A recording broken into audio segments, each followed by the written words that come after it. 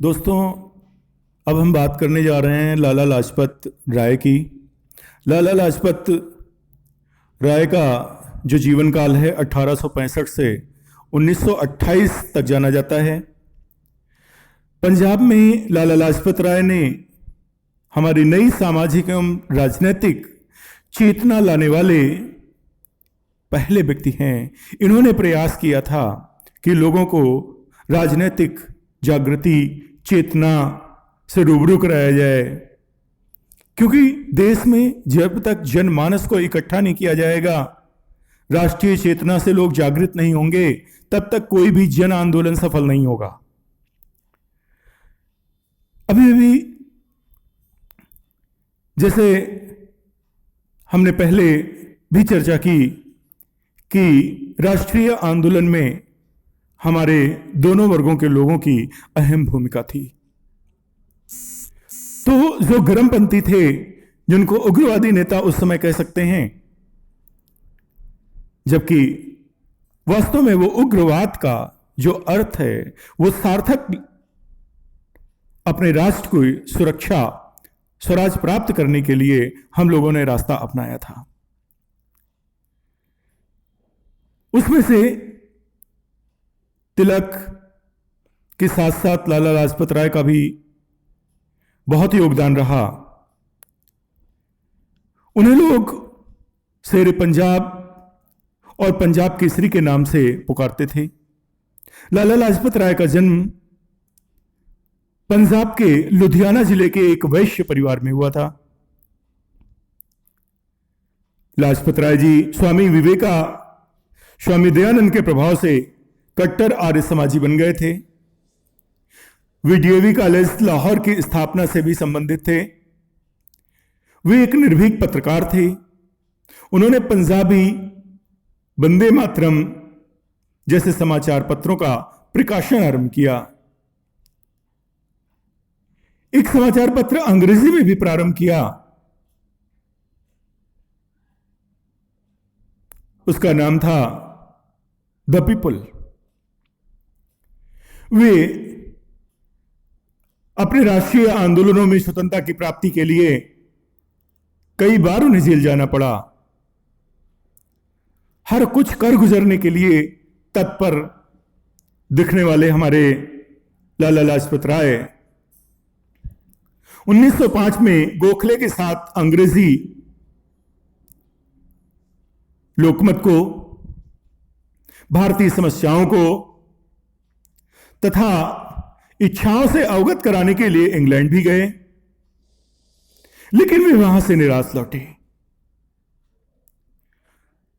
1914 में वे फिर इंग्लैंड गए। वहां से वे अमेरिका भी गए ताकि भारत की स्वतंत्रता के लिए समर्थन प्राप्त कर सकें, साम्राज्यवाद के विरुद्ध लोकमत को तैयार कर सकें, विश्व को एकजुट कर सकें, लोगों से अपनी समस्याओं को रूबरू कराने का प्रयास किया। और वे सतत प्रयास करते रहे। 1920 में वे कलकत्ता अधिवेशन में अध्यक्ष भी चुने गए। 1922 में वे गांधी जी के असहयोग आंदोलन वापस लेने के विरुद्ध व्यक्ति थे। कई नेता असहयोग आंदोलन जब महात्मा गांधी ने वापस लिया तो उसके विरुद्ध थे। अंततोगत्वा असहयोग आंदोलन तो वापस हो गया। क्षणिक विभिन्नता थी, लेकिन दोनों प्रकार के नेताओं में कटिबद्ध एकता थी। स्वराज प्राप्त करने में दोनों ही वर्ग के नेताओं ने एड़ी चोटी तक जोर लगा दिया। और उसके बाद इन्होंने स्वराज दल बनाने में सी.आर. दास और मोतीलाल नेहरू के साथ सहयोग किया। जब गांधी ने असहयोग आंदोलन वापस ले लिया, उसके बाद उन्होंने स्वराज दल का गठन किया। 1923 में वे केंद्रीय विधानसभा में स्वराज दल की ओर से चुने गए। हिंदू मुस्लिम एकता में पक्का विश्वास रखते थे, परंतु अल्पसंख्यकों को प्रसन्न करने के लिए, हिंदुओं के हितों का बलिदान करने के लिए भी तैयार नहीं थे कि हम अल्पसंख्यकों को व्यवहारिक रूप से आगे लाने के लिए हिंदुओं का बलिदान करें। इसी कारण उन्होंने पंडित मदन मोहन मालवीय के साथ मिलकर हिंदू सभा का गठन किया और 1928 में उन्होंने साइमन कमीशन के विरुद्ध प्रदर्शन भी किया। उन पर पुलिस ने लाठी से प्रहार किया और पुलिस की लाठियों के फलस्वरूप, परिणाम स्वरूप उनकी मृत्यु हो जाती है। महात्मा गांधी ने उनकी मृत्यु पर यह कहा था कि भारतीय सौरमंडल का वो सितारा डूब गया है जो सबको प्रकाशित किए हुए था।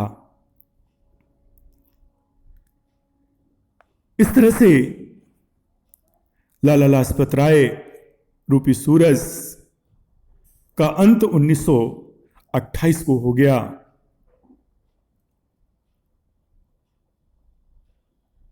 ऐसे हमारे नेताओं के स्वतंत्रता आंदोलन में योगदान को विस्मृत करना हो ही नहीं सकता, क्योंकि स्वतंत्रता प्राप्ति के लिए सभी ये अमूलभूत कारकों में से एक है।